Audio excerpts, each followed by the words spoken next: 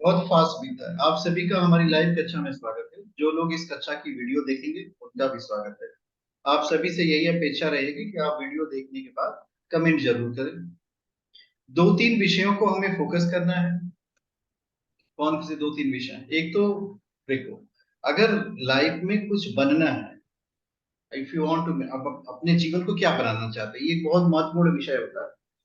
क्या नेटवर्क लो है? बाहर बैठे क्या? आवाज आ रही है आपकी? आ रही है। अंजना जी, आपने कुछ कहा?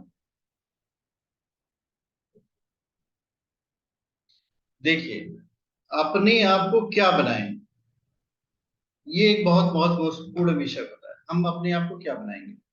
तो आप अपने आप को वही बनाएंगे जो जिसपे आप कार्य करेंगे। अगर मेरे यहाँ ना नेटवर्क लो है तो आपकी आवाज भी। बिल्कुल नहीं आ रही है आपके यहाँ?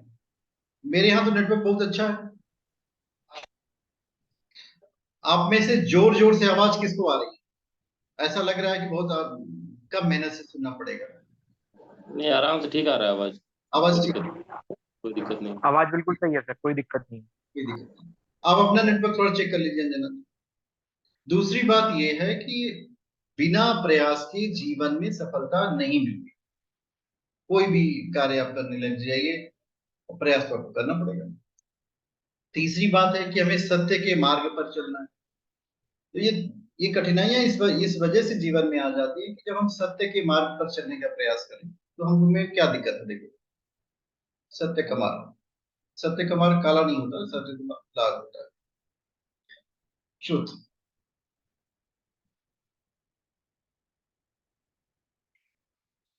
ट्रूथ, फोर्स और टॉलरेंस, ये बहुत कॉम्प्लिकेटेड चीज हो जाता है।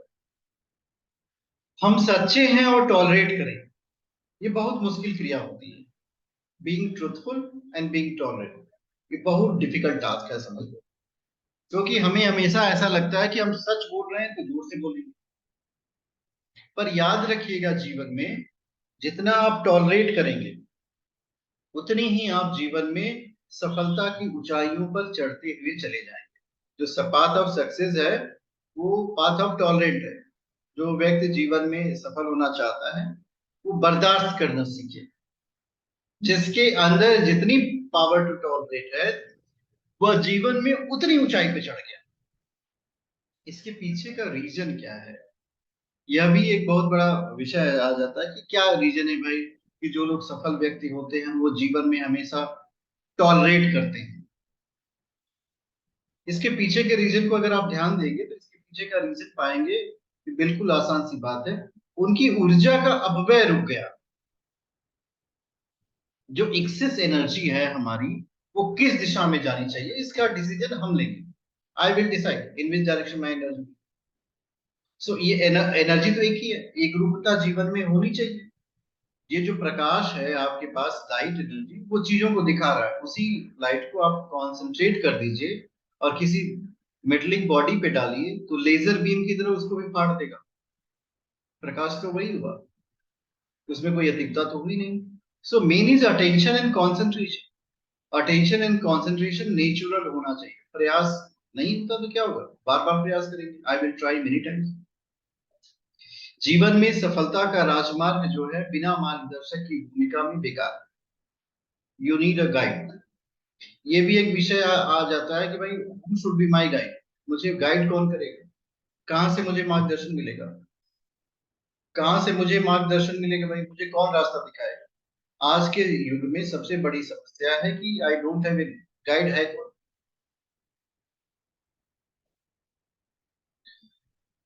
एक योद्धा था जिसका नाम था अर्जुन, उनके गाइड थे योगेश्वर श्री कृष्ण। भगवान स्वयं गाइड कर रहे थे अर्जुन को। अर्जुन के पास सारी एबिलिटीज है। अगर अर्जुन के जीवन से गाइड को हटा दिया जाए तो आप ये पाएंगे कि अर्जुन कोई युद्ध जीत नहीं सकता।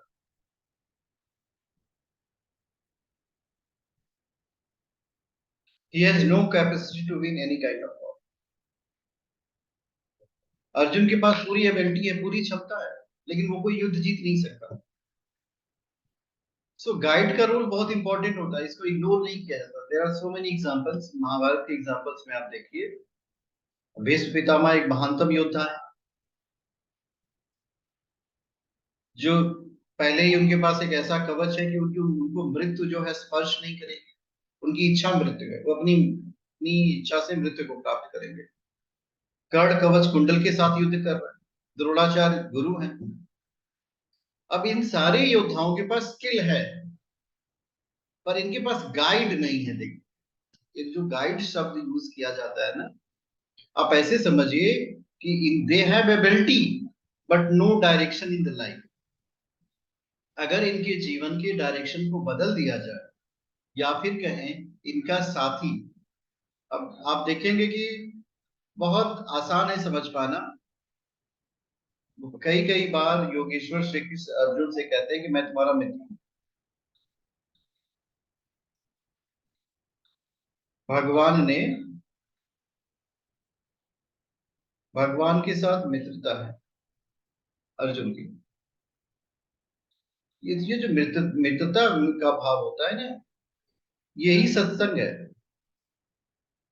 जो हमारे विचार ईश्वर के साथ मिलते हुए चले जाएंगे। ये हम आपको इसलिए बता रहे हैं कि एज ए ज्योतिषी आपको ईश्वर के साथ मित्रता करनी पड़ेगी, तभी आप जीवन में सफल होंगे। अगर नहीं करते हैं, you are taking this as a profession, ये सिर्फ मेरा प्रोफेशन है, उस समय आपको अपनी भी कुंडली दूसरे से दिखानी पड़ेगी।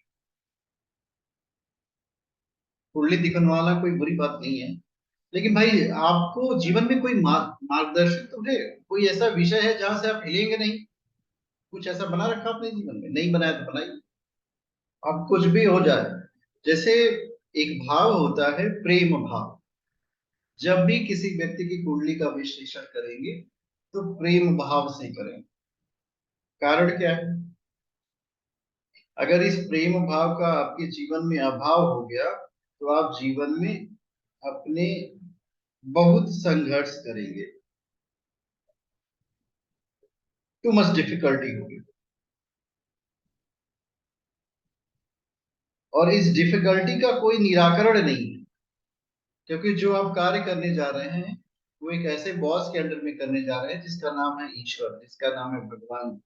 तो अब उनकी नजर में आपको सच्चा बनना पड़ेगा, अच्छा बनना पड़ेगा, उनके प्रति अपने कर्तव्यों का निर्वहन करिए। आपके एक एक क्षण का, एक एक पल का ईश्वर जो है आपको रिटर्न देंगे। ये भाव आपके अंदर होना चाहिए।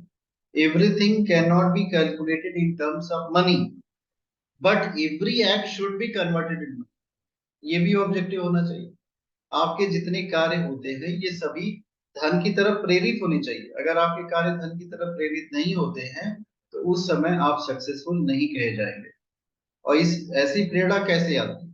कभी कभी आप लोग बहुत बार इस बात को सोचते होंगे कि हमको तो कुंडली के सारे सूत्र याद हो जाते तो हम लोगों का भविष्य बता देते। ऐसा जीवन में संभव नहीं है।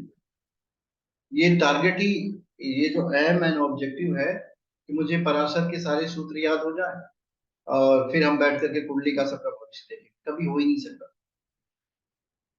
ये पॉसिबल ही नहीं है, ये संभव ही नहीं है आपके लिए। आप उतने ही सूत्र याद करिए जितने आपके लिए एक दो सूत्र, 10 सूत्र, 4 सूत्र, जितने आपके पास संभव है, जो आपकी लिमिट के अंदर आते हैं। बाकी का क्या करेंगे हम? बाकी का एक सूत्र याद करेंगे, वो है समर्पण भाव, सरेंडर भाव। मैं नहीं करता, ईश्वर करते हैं। मैं नहीं करता, गुरुदेव करते हैं। मैं नहीं बोलता, ईश्वर ही बोलते हैं। मैं नहीं बोलता, ये जो फीलिंग है आपके अंदर कि मैं करता हूं, इसको आपको हटाना है। ये जब हटेगा तभी आपके अंदर विकास होगा, उस देव मानव का जो सो गया है। ये जो प्रॉब्लम आ रही है ना, ईगो, ये जो 3 लेटर वर्ड है ego, this is the biggest problem.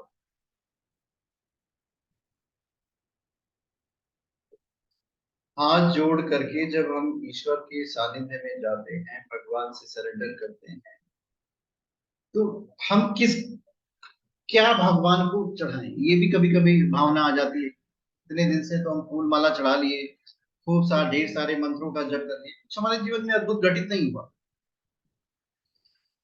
हमारे जीवन में अद्भुत कब घटित होगा? जब हम इस वाले पार्ट को जीरो करेंगे। इसको आपको जीरो करना है, ये दिस शुड बी जीरो। ये जीरो हो जाए तो जिस क्षण आपका ईगो, अहंकार शून्य अवस्था आपके अंदर आती है, वही क्षण आपके जीवन का अद्भुत क्षण होगा। अहंकार शून्यता लाना बहुत परिश्रम का काम है भाई। सब कुछ को आपको ईश्वरमय बनाना है। अमित जी अपना वीडियो ऑन कर लीजिए, एसपी जी आप भी कर लीजिए, रविंदर कौर जी पॉसिबल हो तो आप भी कर लीजिए। केवल एक चमकदार सूर्य दिखाई दे रहे हैं, वो अमन जी। बाकी जितने सितारे थे सभी अंधेरे में चले गए। इसे होगा क्या? देखिए, हम भी चाहते तो अपना वीडियो ऑफ कर लेते, आप तक अपनी वाणी को पहुंचा देते।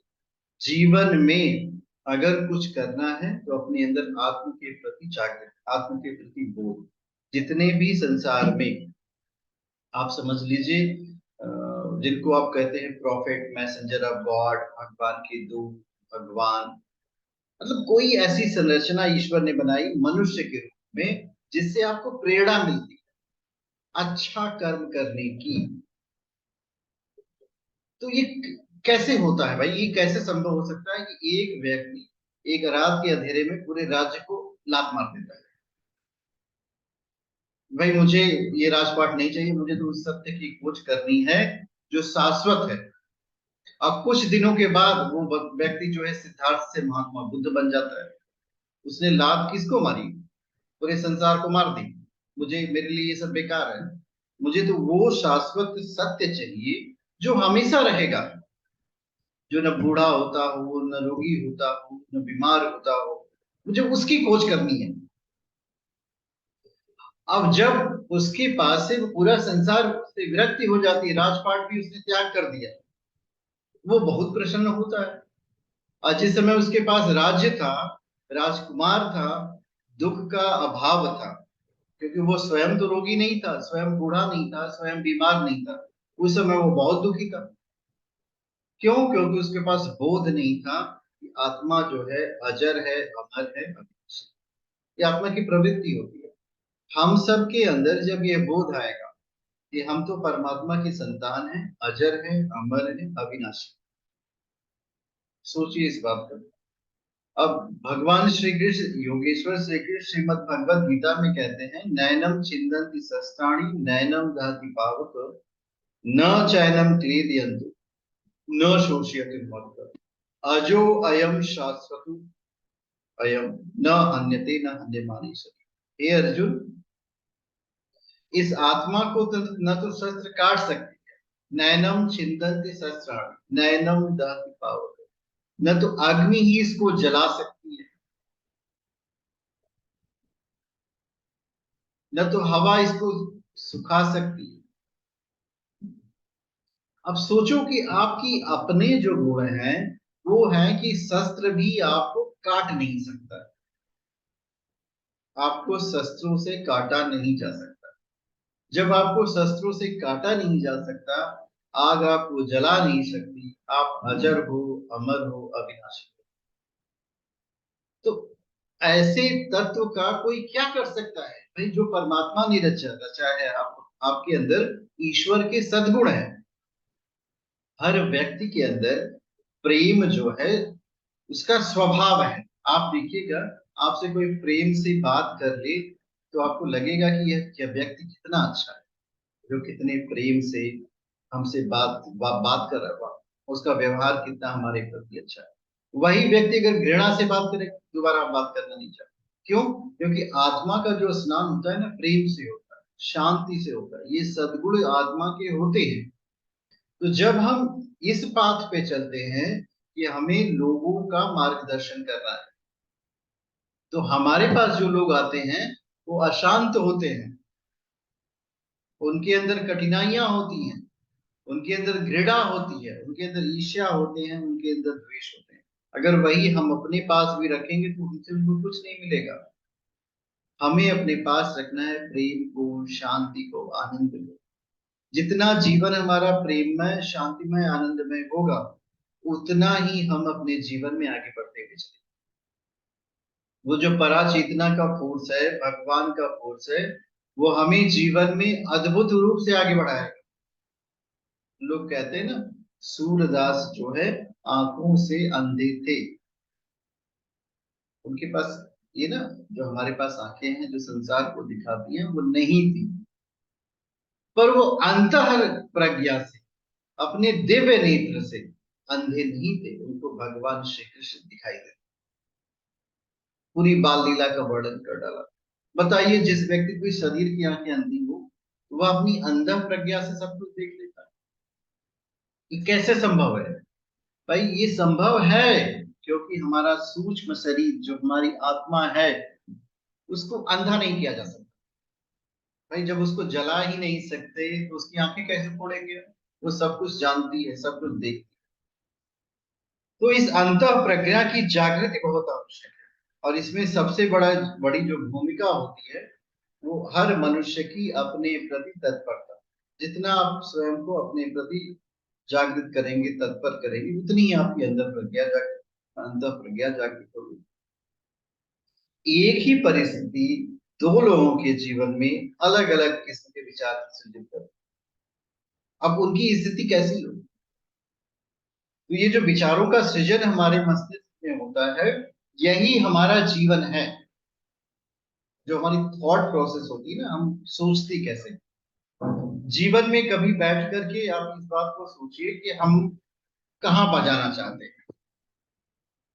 जैसे विद्या विहीन पशु, वह मनुष्य जो है पशु के समान है जिसके पास विद्या नहीं है। अब देखिए, ये तो है शास्त्रों का, जिसके पास विद्या नहीं है वो पशु है।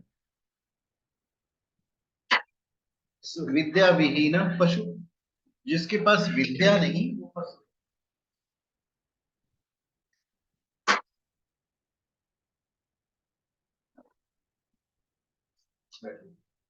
तो विद्या विहीन व्यक्ति पशु, जिसके पास विद्या नहीं हो वो पशु के समान है। तो पशु का मतलब ये थोड़ी होता है कि पशु का शरीर हो जाए। देखिए, पशु होना कोई बुराई नहीं है भाई, वो बहुत सारे काम पशु लोग करते हैं, पशु लोग करते हैं, और इसलिए ईश्वर ने उनकी रचना की। लेकिन मनुष्य के रूप में अगर पशु बनेगी, ये ठीक नहीं। ये भाई पशु के रूप में पशु नहीं है।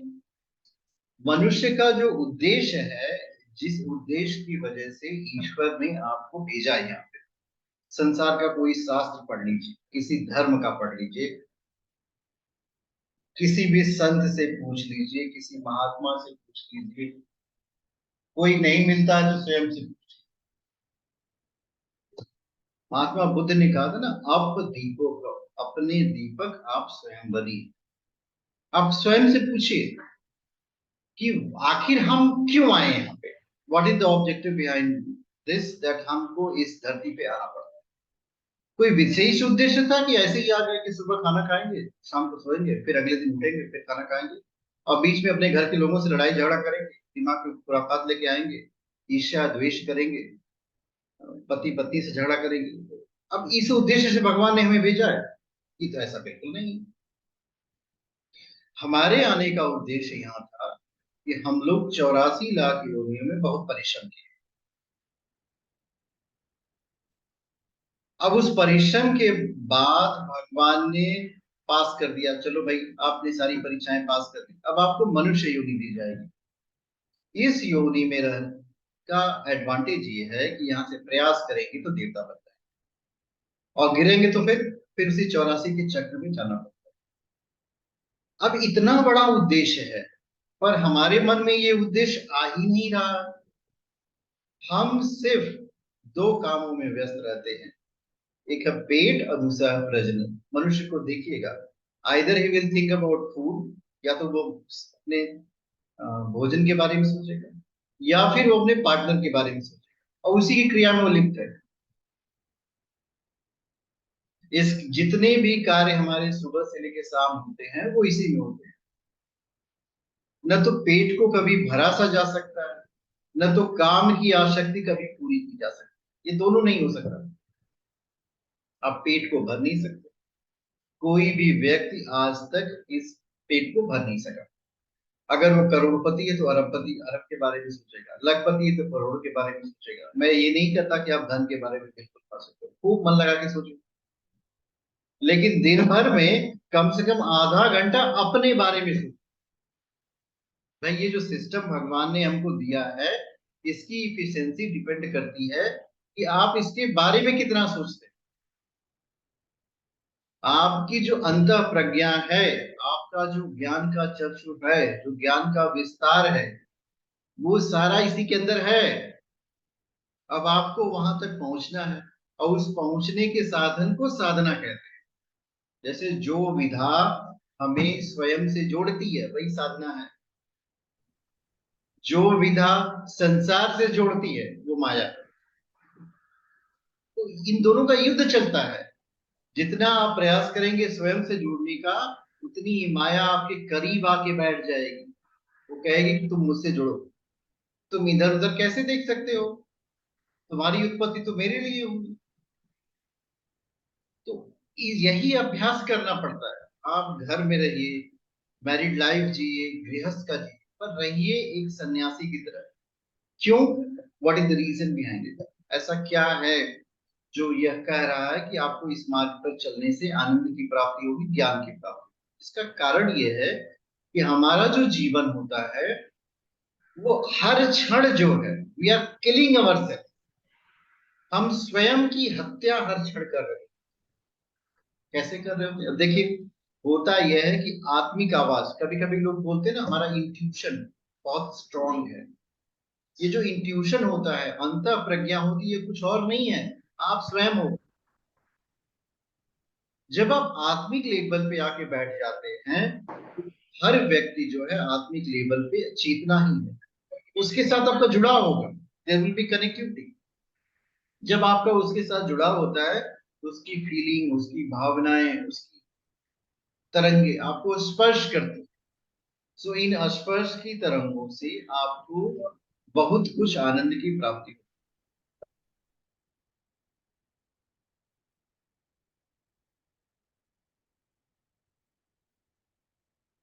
होती है। तो ये आपके जीवन को आगे बढ़ाने में सहायता करती है। As a spiritual person, most person in the universe, जितना आप आध्यात्मिक बनेंगे उतना ही आप संसार में सफल व्यक्तियों की श्रेणी में बढ़ते हुए चले जाएंगे।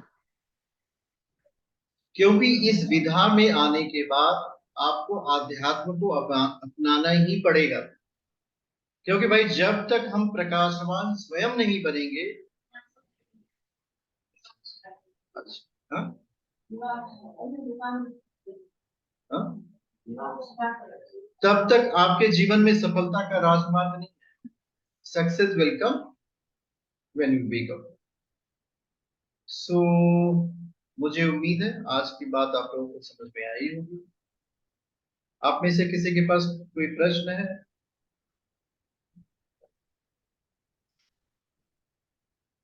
जी गुरुजी, आज मैं लेट हो गया।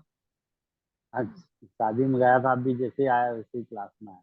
धीरज जी, बिल्कुल आप परेशान मत हो। एक घड़ी आधी घड़ी, आधी में बुनियाद, तुलसी संगत साधु की, हरि कोटि अभिराम। अगर आपने आधी घड़ी का भी अच्छे लोगों का संग कर लिया तो आपके करोड़ों अपराध जो है अपने आप नष्ट हो जाते हैं। इसके पीछे का लॉजिक ये है कि हमारे अंदर सद्विचारों का सृजन होता है। कोई विषय नहीं है।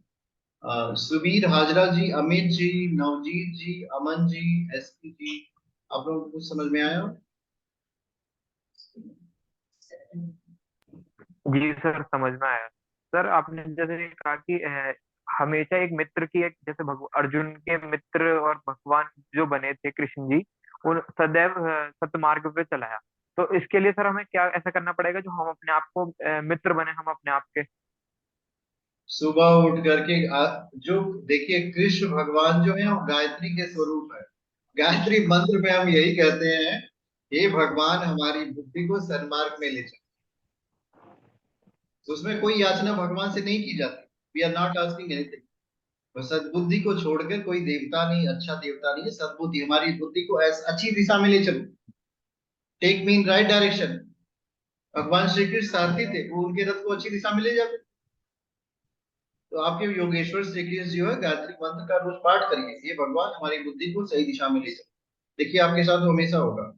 ईश्वर का सानिध्य कल्पना का विषय नहीं है। गुरु का सानिध्य कल्पना का विषय नहीं है कि हम अपनी मानसिक कल्पनाओं में वो संरचना का सृजन कर लें।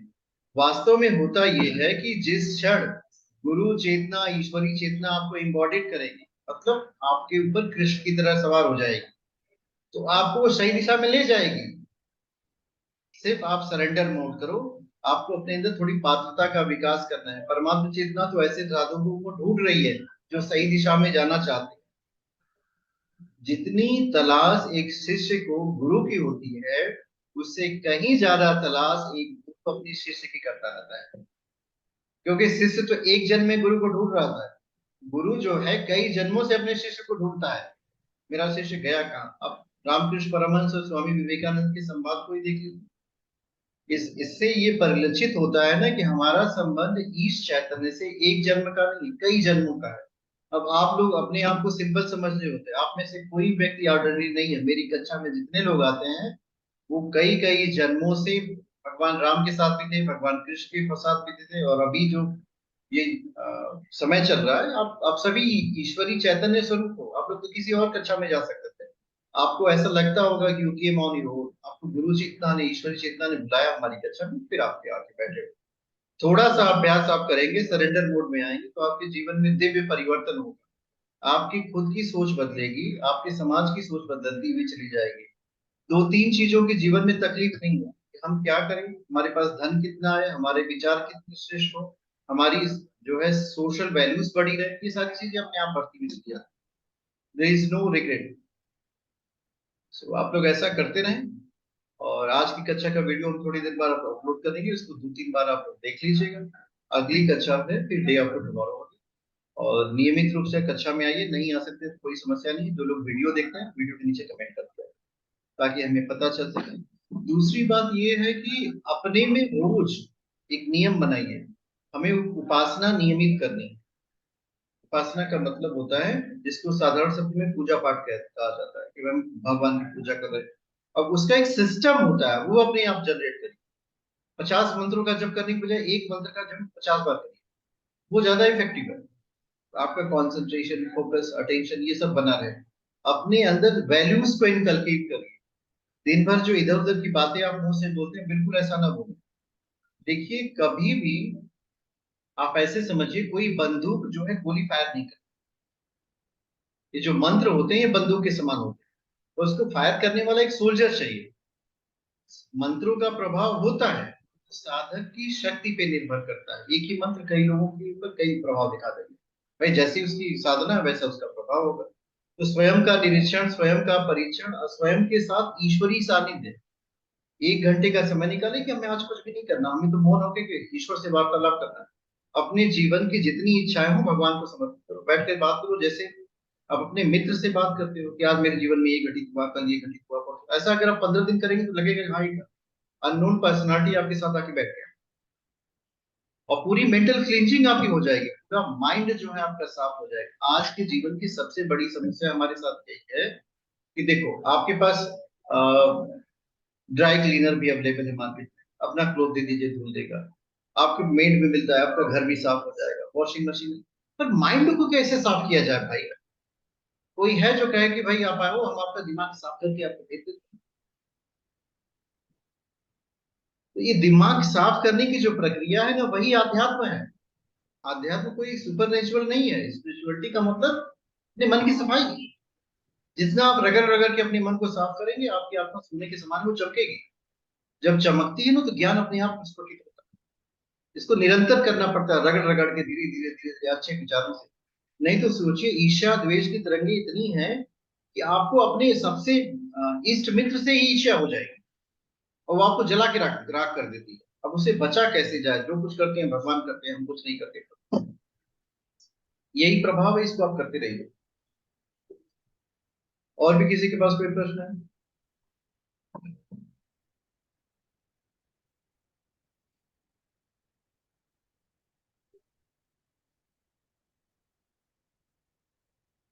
आप लोग प्रसन्नचित रहिए। इसी कामना के साथ आज का सत्र जो हम समाप्ति की तरफ ले जाते हैं, करेंगे शांति पाठ। अभी थोड़ी देर में वीडियो हम अपलोड कर देंगे। ओम द्यो शांति अंतरिक्षगम शांति, पृथ्वी शांति, राप शांति, औषधय शांति, वनस्पतय शांति, सर्वगुण शांति। ओम शांति शांति शांति, सर्वादिषु शांतिर्भवतु। विश्वानि देव सवितर दुरितानि पराशुव, यद् भद्रं तन्नाशु। ओम शांति।